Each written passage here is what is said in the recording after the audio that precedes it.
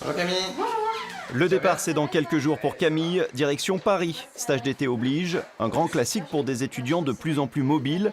Grâce à ce nouveau service, cette locataire peut partir l'esprit tranquille et surtout revenir dans son appartement. Eux, ils s'occupent de tout, donc ils vont en fait sous-louer l'appartement sur des plateformes comme Airbnb, Booking, sur de la courte durée, et du coup ils se font leur marge tout seuls.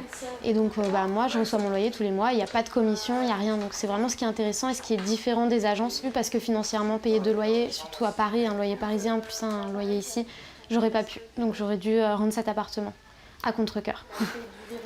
Un service clé en main, état des lieux, ménage, assurance, la start-up garantit tout. C'est là la véritable nouveauté, car contrairement aux idées reçues, la sous-location est autorisée en France, sous conditions, notamment l'accord écrit du propriétaire. Lancé à Paris, le concept arrive à Lyon, où le potentiel est aussi énorme.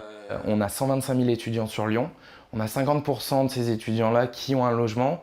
Et sur ces 50%, on a 40% à peu près qui partent soit en échange, soit en stage.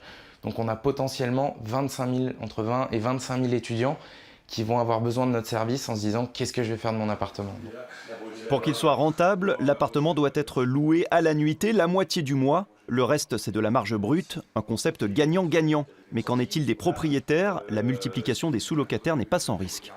Nos adhérents sont vraiment partagés. Je viens de recevoir des courriers d'adhérents qui s'opposent fermement à ce système-là. Et d'autres qui, voyant que leur logement va être inoccupé en juin, juillet, août, septembre, seront ravis de connaître ce système-là. De chaque côté, le système a ses avantages. Pour l'instant, tant que cette économie dite de l'ubérisation ira plus vite que la réglementation.